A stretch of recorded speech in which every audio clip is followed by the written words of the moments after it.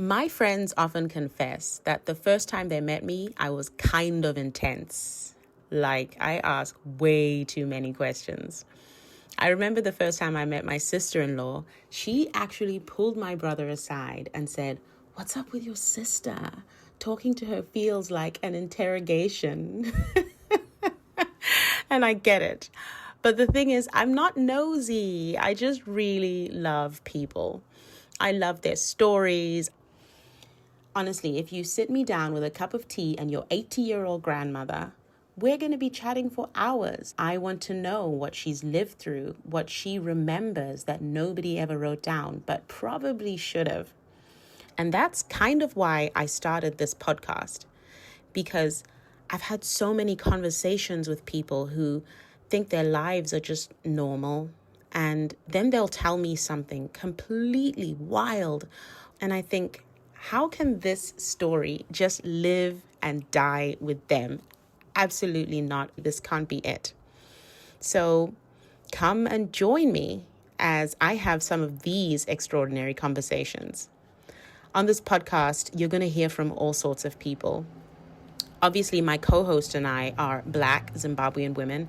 So a lot of our stories are going to be from people like us, because those stories do resonate, and because our inspiration is drawn from people who we've known forever, family, friends, or Zimbabwean figures linked to people in our community. But other people we speak to are going to be total strangers, people we've come across and thought, hang on, that is an extraordinary story. We could have an extraordinary conversation. Some of our guests are young. Some are older, and some aren't with us anymore. But the people who love them are going to help us tell their stories. So this is the podcast. I am Chenai, and this is Extraordinary Conversations.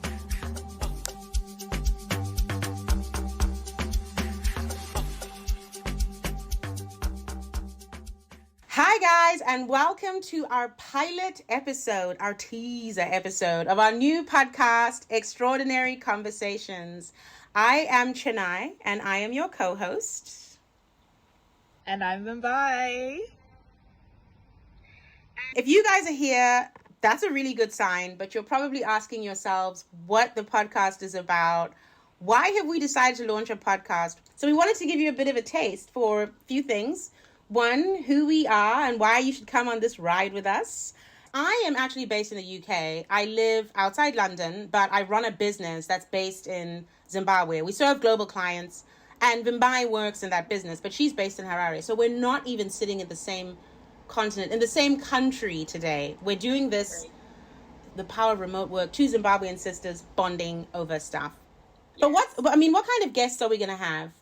The most phenomenal of people who are making moves in so many different industries and not looking at the formal stuff. No, this is your story. It's people breaking barriers, people who are doing extraordinary things, the stories that they have, the experiences, what they went through, how that changed them, like all the stories that can empower, inspire, challenge all of us. And it's not your typical, oh, this is what we're putting on our LinkedIn bio kind of stuff. No, like we're literally going to the roots. You know, if it's going to some rural village where a grandmother is doing phenomenal things with water and sustainable living and things like that, we're looking at those kind of stories that you don't just run into on your daily basis, but that change your life and challenge you to do better and to grow. So Vimbai, you would love to interview somebody who actually is quite a bit older, who has the experience of having fought in the war some 50 years ago, because we have those people. Those are our uncles, our aunts, and many of them have never ever told their story on a public platform. I have an auntie who was telling me about how her father actually fought in World War I. I did not know Zimbabwean soldiers fought in World War I. And she said that he came back with a gun that he always used on the farm, and he told them stories about what it was like. I guess he fought in Egypt. Zimbabwean people who tell me stories about other things that happened in the past that we just don't know, things that happened to them as individuals, things that happened in their families. I have this thing where sometimes I sit down with an older person from my family I asked them a couple of questions because that's my whole thing. My whole thing is I love asking people questions. And I get them to tell stories they've never told anyone before. Remarkable stories that I cannot believe they contemplated leaving this earth without sharing. But then there are also Zimbabweans who are navigating the world, because there's one thing is that we go all over the world. We go and do some really, really crazy things. There is not yet a corner of the earth I have gone to. And like you, I've lived in the US, I've lived in Europe, I lived in Switzerland, I now live in the UK. I grew up in Zim, and there's not a place I've been where I didn't find a Zimbabwean living there, and oftentimes doing really, really random and interesting things. Those are the kinds of stories I want to hear. Wouldn't it be great if we focus and shine a light on that?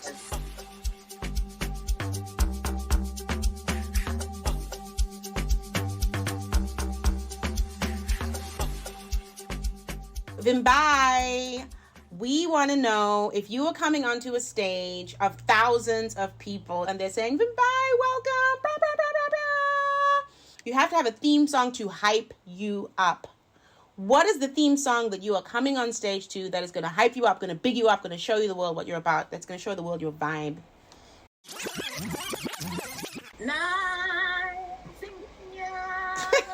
Oh my gosh, like Chenai, the Lion King. Are you singing the Lion King song? Oh! Yes. It just, oh my gosh, it says I have arrived. Yes, love it. What's yours? Okay, guys, so we already had our first guest, and when we asked her, she said a mashup, and one of the songs was a gospel song that was very wholesome. So I'm a little bit embarrassed to say that my song is a combination of, number one, if it has to be like a little bit wholesome, I will pick Eve. As I said, I'm wearing my DMX t-shirt. DMX was very troubled and a troublesome man who was very problematic. But I was a kid in the 90s. So I'll pick Eve. Who's that girl? But the other song I will pick, okay, this is a song that to know me is to know I'm obsessed with this song. It makes no sense whatsoever. But I love the song I'm a Boss by Meek Mill. I actually said if I die tomorrow and that song is not played at my funeral, there will be a problem. For some reason, I love Meek Mill. Doesn't he seem Zimbabwean? He has a Zimbabwean face. I love Meek Mill. He looks like his name should just be Tonderai. I love Meek Mill. I don't like that he was dragged in his rap beefs with Drake or whatever, but that is the song. And I know it's bad that we're Zimbabwean Sisters podcast and I didn't pick a Zimbabwean song. Guys, please don't judge me. Yeah. If you were to pick a Zimbabwean song, which one did you go for? I don't know. I don't know. I don't listen to a lot of music. Vimbai, I live in the UK, and that's a bad example. My sister listens to Zimbabwean music all day long. I don't know, guys. I feel bad. Vimbai, please pick one. Now I feel like I'm going to be cancelled. Every Zimbabwean person listening to this will refuse to listen to my podcast. Fine, I'll pick something by Tugu. Which one? Anything. Oh, okay, pick one. Like, name one. Stop putting me on the spot. I don't have one. You pick a Zimbabwean song. Yeah, you pick one. Oh, there was that one that says, Pangu Pesenda Sakura Ndazinza. I love that song. They're very good. I love all the Tugu songs. And maybe we'll get the credits. Maybe we'll get the rights to play those songs a bit on our podcast. But probably we won't.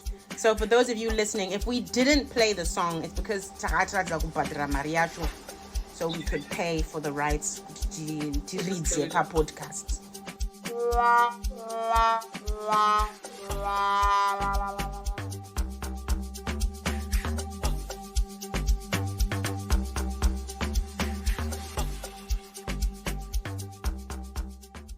Now I'm going to put you on the spot because one of the things you have asked our guests so far is, I want to know who you really are. And I don't want any of the LinkedIn bio nonsense. I want a little bit of the mess. I want a little bit of the jazz. I want a little bit of the sauce. So if you're coming on this journey, you want to know, who is Vimbai? Vimbai, I'm going to stop you on the street and I'm going to say, who are you? Really?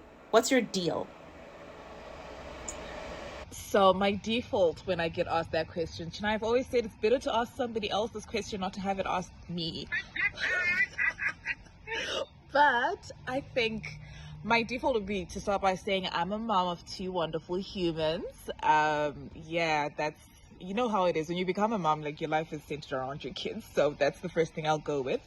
I'm a creative. I've been on TV. I have lived on almost every continent. Which continents have you lived in? Where have you lived? I've lived in the US. I lived for a little bit in Hong Kong. It wasn't long, but I lived in Hong Kong for a little bit.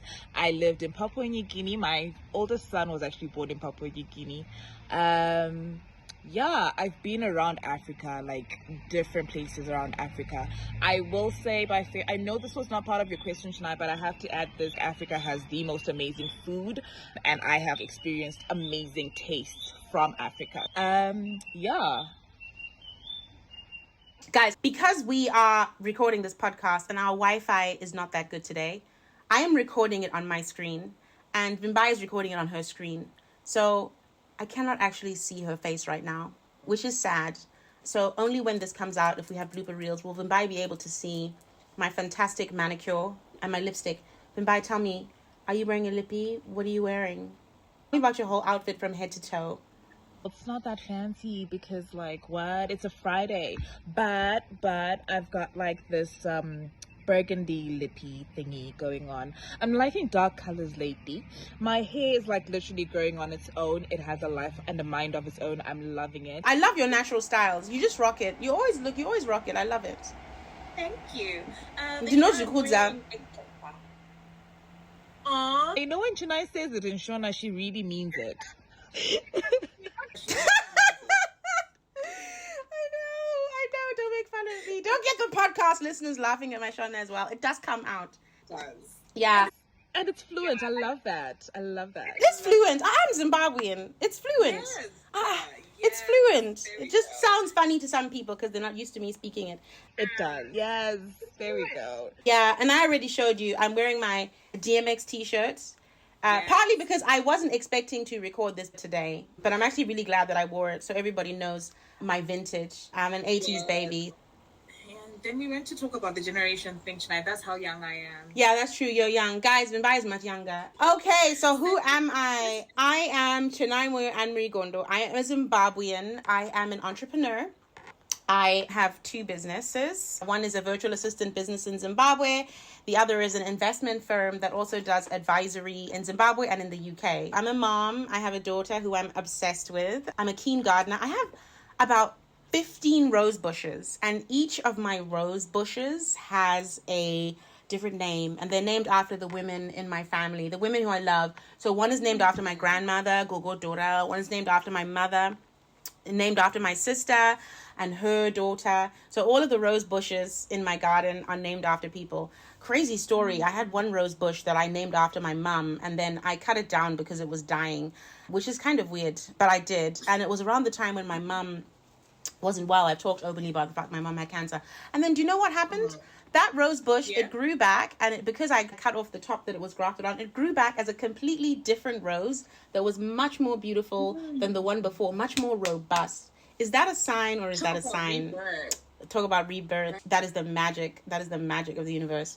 What am I also? I'm full of contradictions. I think I have a lot of aspects of my identity that, you know, if you know me, you see them. They kind of like come sprinkling out. You'll see them on my chat, on my podcast. I love to read. I read about 100 books a year. I love to swim. I absolutely love to swim. I try to go to the gym very often. I go to church very often. I go to church about 4 times a week. And other aspects will come as the podcast rolls out.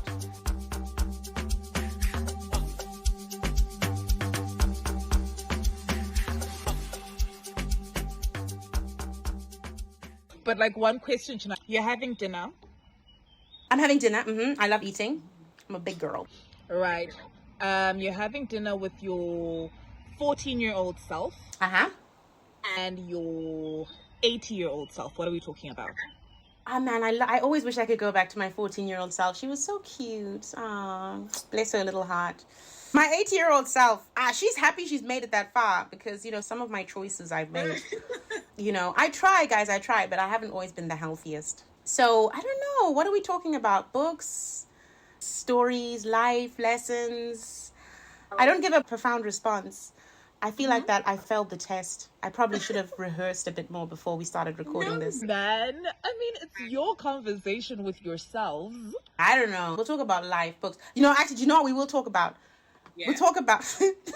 No, I'm not too ashamed to say it. What are you going to say? Okay, so one of the worst characteristics about me, it's a trait that is not a good trait. And I'll be the first to say it. Look, we're being real. We talked about being messy, bringing the magic. You're here, you listen to the podcast. One of the worst characteristics about me is that I sometimes can hold a grudge for like a really long time. Do you know what I mean? I mean, some of my grudges are well deserved. Like, they're grudges that, like, girl, like, if you knew the reason I'm holding the grudge, you would all come right at dawn with me and be like, you hold that grudge, girl. Okay. But my husband makes fun of me because he says I randomly bring up grudges from like 19 Gocha Nema. I'm like, I remember the time when... And I know it's not healthy, it's not good. I'm not saying it's the right thing. But in the best form, we'd be talking about books. In the worst, if it was like the worst version of me and my 8-year-old and 14-year-old, they'd be like, yeah. Okay. But they say sometimes resentment can be a really strong motivator. It's not good. It's not wholesome. I'm not here to preach, guys. If you're looking for someone to preach, like, go somewhere else. I'm just keeping it real. Sometimes my grudges have been the thing that fueled me in ways that were unbelievably unexpected. Like a little bit of bitterness just put some fire in my belly. It put fire in my soul. I was like, that anger is what got me going. It put fury. It was a better motivator. They say the best revenge is living well. I was like, live well. That grudge put fury. But some of those grudges actually, like, to be fair, they need to go. Even my daughter knows the story about my grade 2 teacher when she pulled my merit badge. I'm still holding a grudge against Mrs. Houston. Is she alive? I'd like to have her on the show. I hope she's not listening to this. She won't. She'd never listen to this. About what my grade 2 teacher did to me. My daughter even, like, cringes. And everyone's like, Chenai, stop. We need to heal now. You're 41. Why are you still talking about something that happened in grade 2? Yeah, grade 2 was a long time ago, Chenai. But no, I understand where you're coming from. And thank you for actually being open about this. You're being vulnerable. That's all. That's what this is about.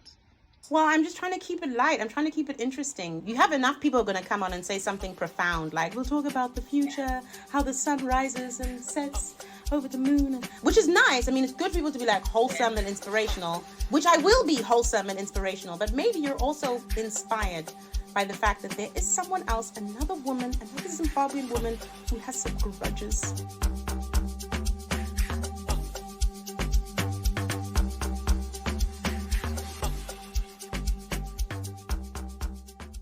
Because this is our pilot episode, and I want people to understand the weird person they're about to go on a journey with, I will not let you go without asking my signature question. On every podcast, I am going to ask every guest my $1 million question. Guys, I'm obsessed with zombie movies. I love zombie movies. We're talking World War Z, 28 Days Later.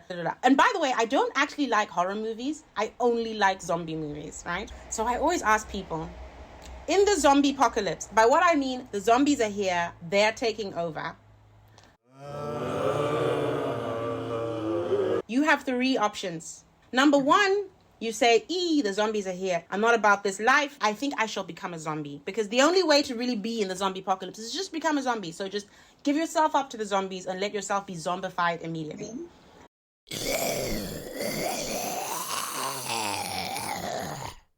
Number 2 is to look around and say, the world kind of sucks. There's no antibiotics. There's no Wi-Fi.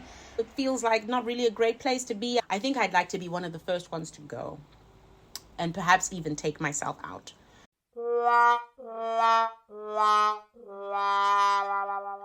And then the third is to say, I think I would like to survive and live in this wasteland called the zombie world.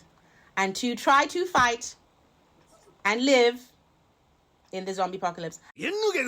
And by the way, you are still you. You still have your young children. You still live there in the house with your mother and your father or whoever, the old grandmother who lives in your house. You still have to protect them. You don't get to imagine yourself being Rambo and not having anything. So, Vimbai, what are you doing? What's your option? A, B, or C? I'm B, girl. I'm taking myself out.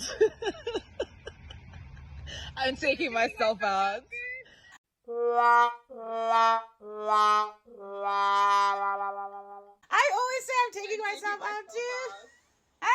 I'm done. It's cool. It's been real. It's been fun. Chenai, I do not stand a chance. How do I even try fighting? Have you seen what they do in those zombie movies? No, thank you. It's okay. It's cool. I've had enough Christmases. It's all right. Thanks. I rarely meet people who pick B. I pick B immediately, and I never meet people who pick B. Even my mom was like, Ndikofa, I want to know what she did. She said she would take a machete, and I believe her, and it's weird that we are running a startup. We are entrepreneurs, Vimbai, and And here we are running away. It feels like not an entrepreneurial answer, does it? Yeah, it really does not. But I also feel like, look, we did what we could. We accept reality.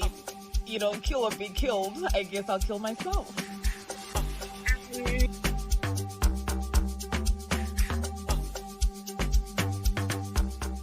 Okay, so I'm really excited. Let's get this going. I hope you guys are subscribing to the podcast. I hope you are all going to listen to the next episodes because they're going to be lit, they're going to be legit, and we cannot wait for you to meet us and hear the story that we have to tell. And do comment if you've got phenomenal people, extraordinary people you think we should be talking to. Please go ahead and send us those recommendations. We're so excited to share our stories, our voices, our inspirations, our challenges with everybody. And thank you for listening and making it through this far. Chenai, it's just so fun. Yeah, this is so fun. Welcome to Extraordinary Conversations. Bye, bye, bye, bye, bye. Bye. Bye.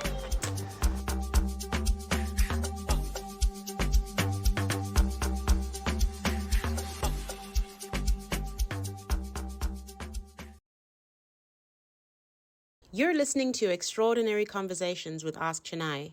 But have you actually asked Chenai yet? Are you drowning in admin? Think you can't afford to hire help? Think again. At askChenai, we match busy people with smart, reliable virtual assistants, all based in Harare, Zimbabwe. And our packages start at just £159 per month. I'm Chenai, and I built this business because I was tired of wasting money on flaky freelancers. I needed support I could actually trust. So I went back to my roots and tapped into one of the most talented workforces on the planet. Our team are not your ordinary virtual assistants. They're extraordinary for extraordinary executives. Stop drowning in your to-dos. Start focusing on what really matters. Whether you're a founder, freelancer, or time-starved exec, askChenai is your unfair advantage. Visit askChenai.com or email sales@askChenai.com to find out more. Let's help you get your time back.